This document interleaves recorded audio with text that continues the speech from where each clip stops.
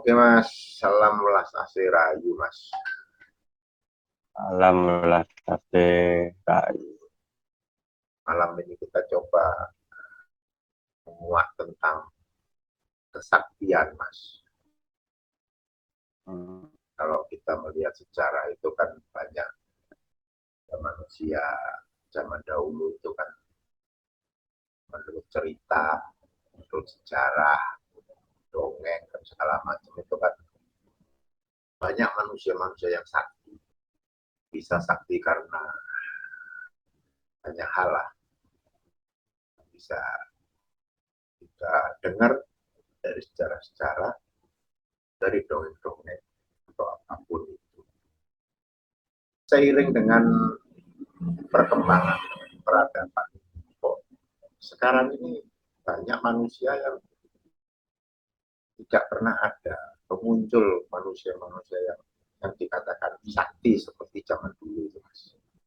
Dan apa ya yang menjadi penyebabnya, atau memang tidak ada orang sakti, atau ada penyebab-penyebab lain yang menjadikan kondisi itu menjadi berubah total gitu. Dari zaman dahulu yang orang itu sakti sekarang hilang, nggak tahu di mana rimbanya, atau mungkin yang orang sakti ini sekarang pada ngumpet, pada bersembunyi, ya kita juga nggak tahu. Dan bisa apa sih sebenarnya fenomena itu benar ada terjadi, ataukah hanya sebagai dongeng supaya kita itu kembali apa ya istilahnya memuliakan atau kembali ke supaya kita ini menjadi bangsa yang bangga dengan leluhurnya. Monggo Mas di Wedar Mas. kalau cerita-cerita masa apa leluhur kita dari leluhur memang sudah pada zamannya itu menjadi suatu popularitas.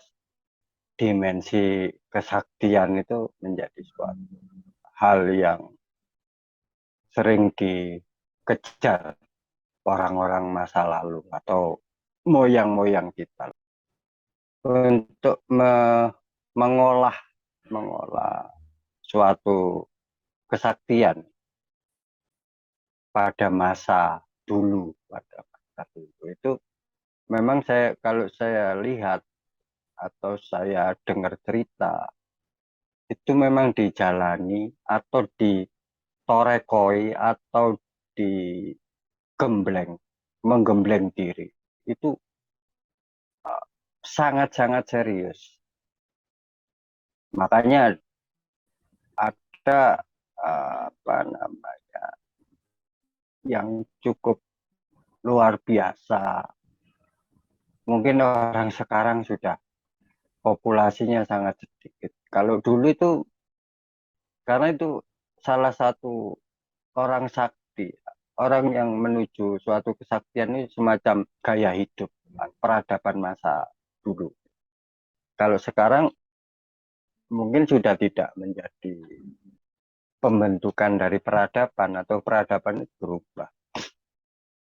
Kalau kita dulu mengetahui tirakat-tirakatnya orang yang menuju sakti itu kan luar biasa, Pak. Ada yang digembleng dengan bentuk-bentuk puasa, misalnya puasa ngerowot, puasa mute, terus masuk ke dalam gua bertapa bulan-bulanan. Itu memang membuat orang menjadi luar biasa, yang identik dikatakan sakti. Nah, perkembangan sekarang itu menjadi berbeda karena pola temen itu sudah banyak yang hilang.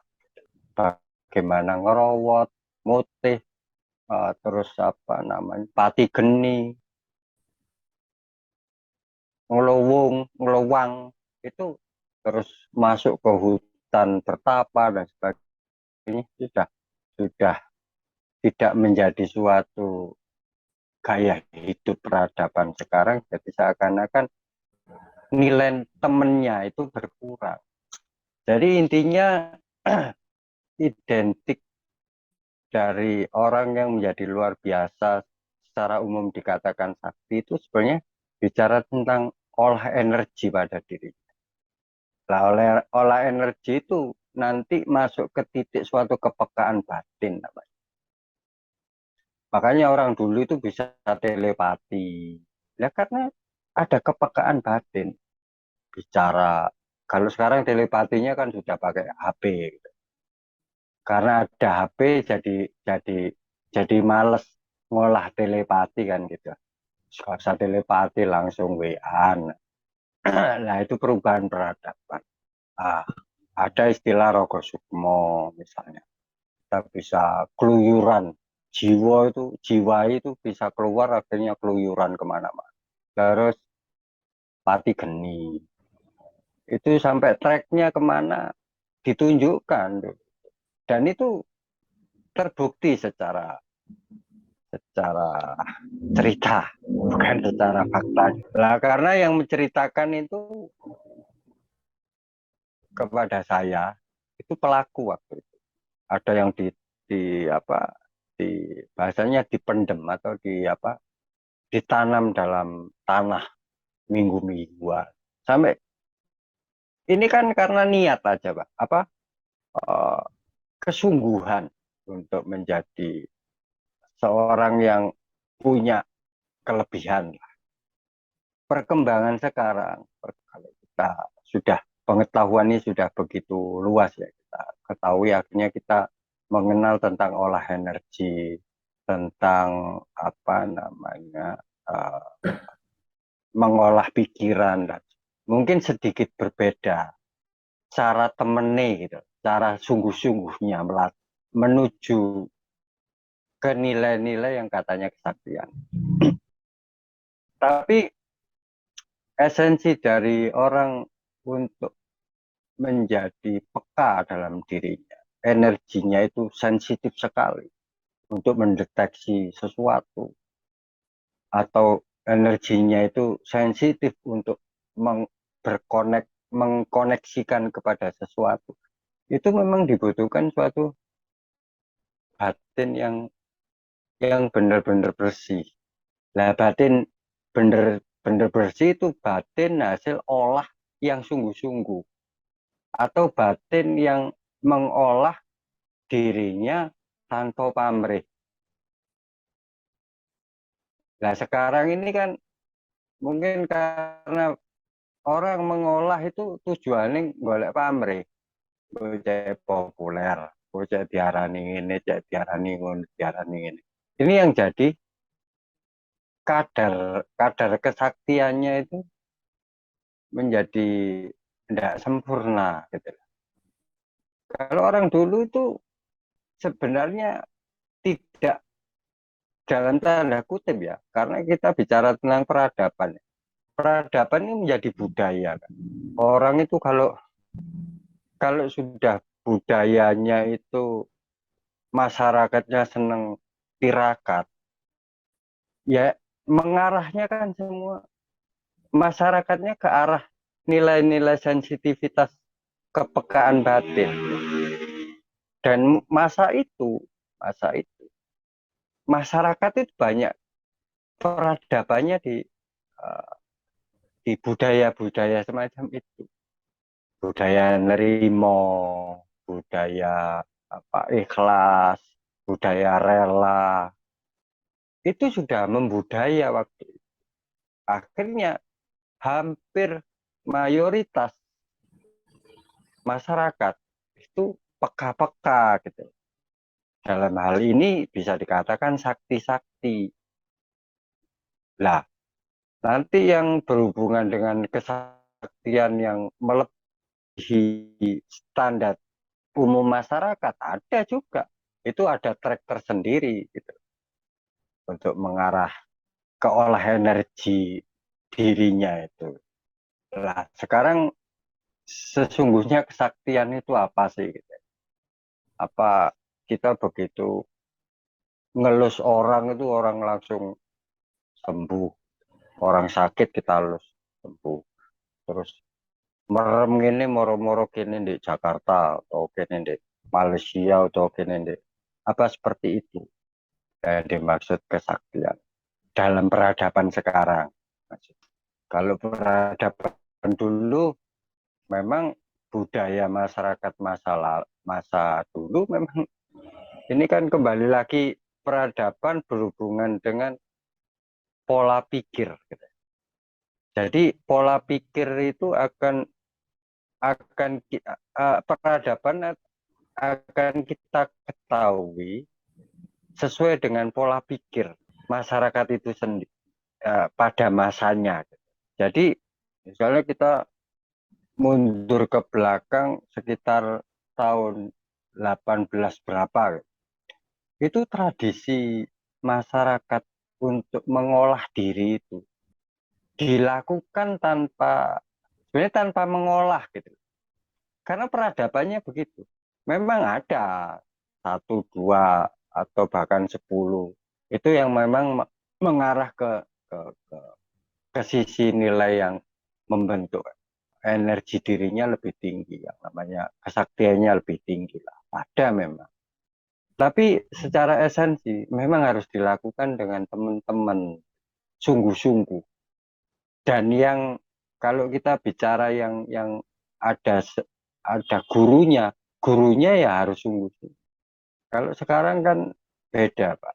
Kita bicara sakti itu kan sudah peradabannya berubah ya. Bahkan sekarang ini kan ngaku-ngaku dirinya sakti itu akhirnya kan bisa dibantah dengan teknologi illusion gitu apa.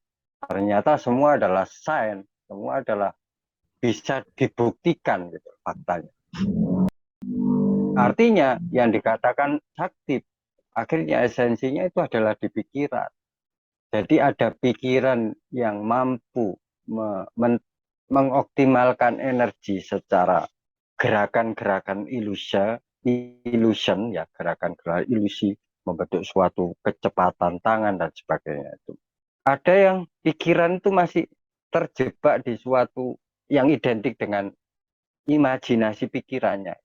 Yang satu bisa mengaktualisasikan kesaktian itu dengan intelektualnya, yang satu dengan imajinasinya. Kan gitu. Lah, artinya dengan adanya teknologi pikiran ini, kan bisa mengetahui sesungguhnya yang dikatakan sakti itu seperti apa. Lah, kalau kita maju di peradaban sekarang itu yang dikatakan sakti itu sesungguhnya orang bisa menerima di luar rangkaian itu rangkaian permainan untuk tujuan-tujuan tertentu. Makanya orang dulu uh, yang menjadi suatu penguasa itu memang identik dengan orang sakti. Tapi apakah masyarakat dulu itu nggak sakti dalam kapasitas menjalani kehidupannya? Makanya orang dulu itu lebih lebih nedonrimo, lebih paham gitu, memahami hidup itu kan sesungguhnya orang sakti. Nah sekarang habitat ini masa sekarang itu banyak banyak berkurang. Karena apa? Pengaruhnya beda dengan masa lalu. Kalau masa lalu sudah tidak ada iming-iming kehidupan yang seperti sekarang. Sekarang ini kan luar biasa. Ini juga akhirnya mengurangi daya cipta kesaktian manusia itu sendiri. Jadi esensi sakti itu sebenarnya bukan kene iso ngilang, Utawa kene iso apa nyembuhkan orang dengan disembur tadi apa kan bukan itu. Itu hanya entertain diri aja gitu. Esensinya sakti ya menghadapi hidup dengan seperti leluhur contohkan bagaimana dia menerima cobaan itu bisa menjalani dengan ikhlas. Itu sesungguhnya hakikat sakti. Nah, tapi propaganda sakti itu kan seakan-akan cenderung ke orang bisa ngerawang. Pokoknya hal-hal yang yang di luar logika lah. Itu yang dianggap sakti sampai detik ini. Padahal kalau kita analisa pikiran kita, semua ada. Kita mau bergerak di luar logika bisa manusia itu. Yang katanya sakti. Orang sakti itu dalam takaran di luar logika. Itu kan asalnya plus, Pak. Ini ada ini. Gak penting ini bener atau nggak bener. Pokoknya, semakin banyak kebetulannya. Nah ini yang menjadi luar biasa. Popularitasnya terbentuk dari situ.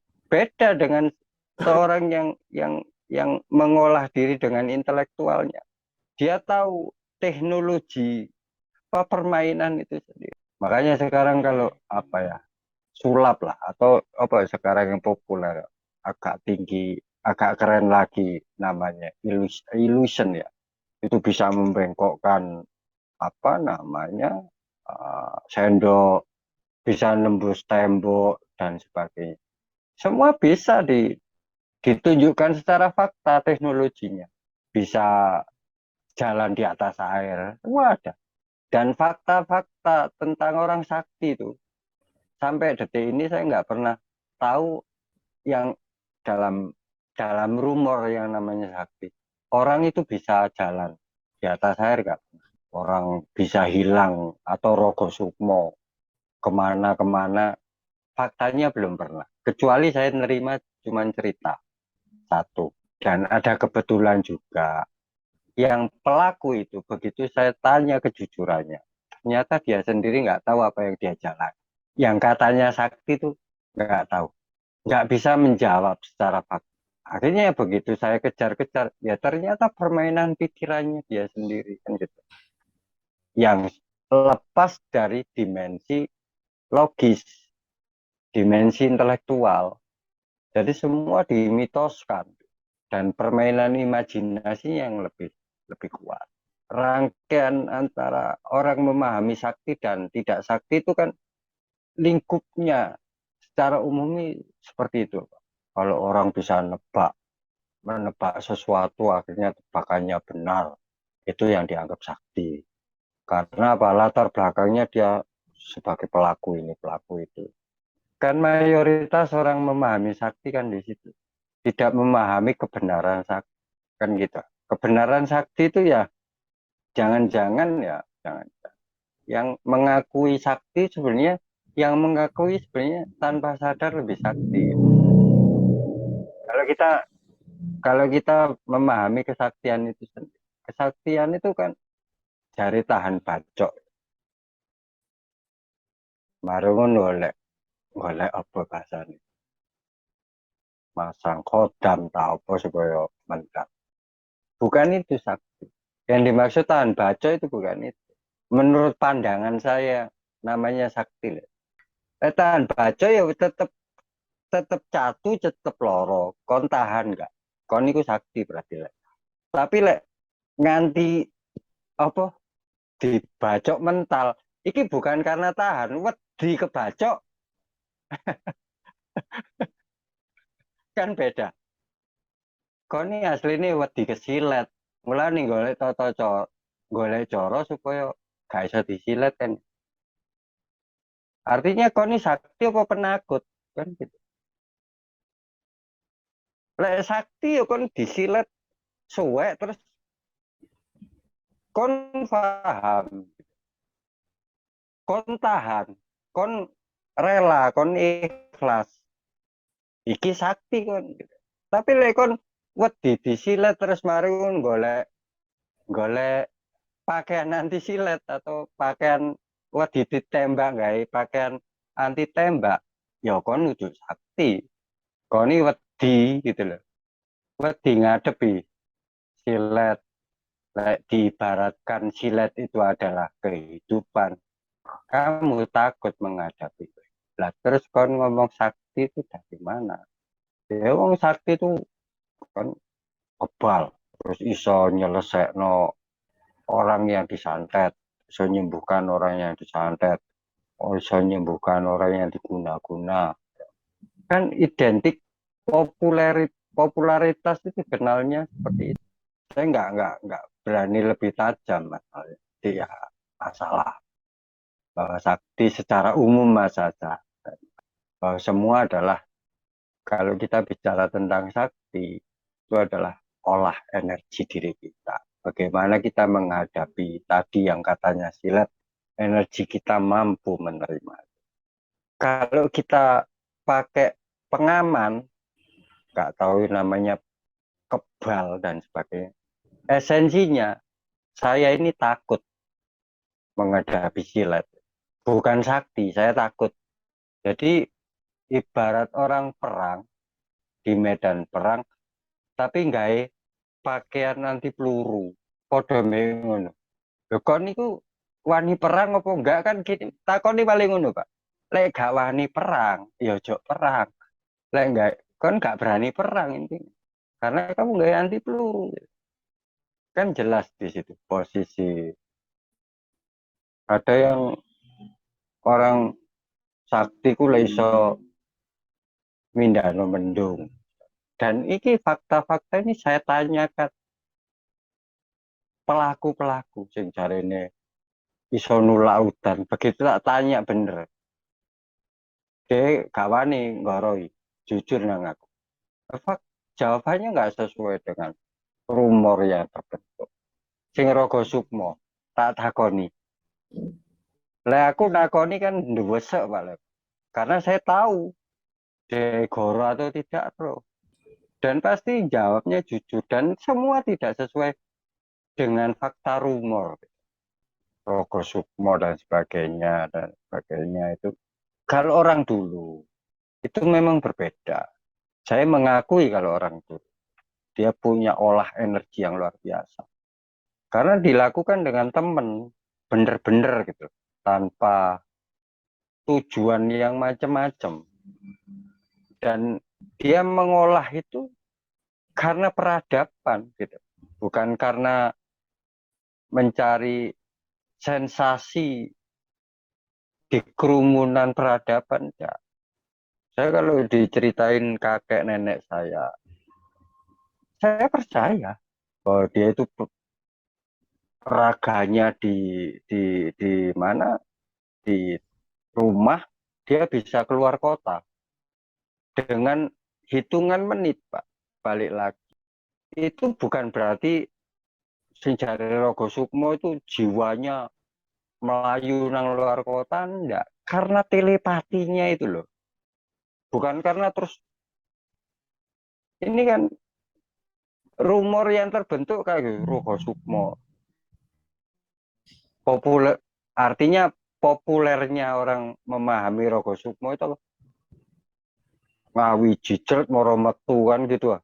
Terus omong-omongan ambek koncone sing di luar kota. Bukan itu sebenarnya. Ini kekuatan telepati. Lah yang diajak telepati ya orang yang juga peka. Lek gak peka ya gak nyambung telepati ini kan gitu. Dan pembuktian ini sangat bisa dibuktikan sangat bisa. Telepati itu adalah olah energi pada batin manusia atau dalam hal ini pikiran kejernihan manusia. Lah, pikiran yang jernih atau batin yang berjernih itu harus dilakukan dengan apa? Menjalani suatu kehidupan dengan atau melatih diri atau mengolah diri itu dengan sungguh-sungguh. Kalau orang sungguh-sungguh menghadapi hidup, saya jamin orang itu peka. Telepatinya pasti apa namanya kuat. Itu pasti, wes. Nggak perlu aneh-aneh. Kalau dia hidupnya sungguh-sungguh, nggak kakean nggak kakean vokal gawe, pasti telepatinya kan kuat. Karena semua energinya dari kekuatan ini namanya mata ketiga. Hmm, nyambung, nyambung kepada siapa? Yang punya telepati juga. Makanya sekarang kan ada ada perkembangan sekarang kan orang namanya sugesti, hipnotis. Ini kan kalau orang nggak paham, mungkin ya peradaban dulu dikatakan orang sakti yang bisa menghipnotis. Kan gitu kan? Atau yang bisa mengsugesti itu dikatakan orang sakti. Tapi sekarang kan sudah bukan menjadi orang sakti. Ada teknologinya untuk masuk ke alam bawah sadar manusia kan gitu. Ada teknologinya untuk mempengaruhi orang kan gitu. Kalau dulu yang bisa mempengaruhi itu kan dia, oh iki anjene ilat geni. Lek biyen kan lek ngarani ngono Pak. Ngomong sak ngomong sabdone langsung di itu kan dianggap sakti itu. Nah, sekarang kan sudah bukan menjadi gak jadi populer sebagai orang sakti ya karena dia punya teknologinya yang memang mau mengolah ke situ. Tapi ada memang di sisi dimensi olah itu terbentuk sejak awal atau sejak bayi membawa genetika itu ada. Makanya ada orang peka seperti orang anak yang indigo dan sebagainya yang identik bisa melihat itu. Termasuk yang bisa membaca orang, pikiran orang, meskipun tidak keseluruhan, tapi dia sedikit peka melihat karakter orang dengan pikirannya. Oh, orang ini cara ngomongnya itu identik karakternya ke sini. Itu ada pembawaan-pembawaan orok sejak lahir itu mampu membaca. Itu kan teknologi hipnotis semua atau teknologi sugesti semua. Jadi artinya kita bicara sakti secara fakta realita kehidupan yang di luar rangkaian menghadapi hidup yang sesungguhnya itu esensinya adalah energi pikiran semua. Energi pikiran itu bisa diidentikan, ada yang mengatakan itu adalah batin. Dan sekarang sudah dibuktikan secara faktual gitu, bahwa semua itu bisa diolah asal kamu sungguh-sungguh pasti bisa mencapai suatu kemampuan-kemampuan itu. Dulu itu orang ya Pak, ngasih air putih, bu, di jumpa jabu, aku masih eling nenek saya itu. Aku saat kembung gitu, udahlah, udah, dok, le, kasih air putih ya, disuruh minum, sembuh memang. Apa mbah saya sakti? Waktu itu saya mengatakan mbah saya sakti. Tapi ini kan sugesti ternyata. Kita disugesti supaya imun kita itu bekerja kan gitu kan.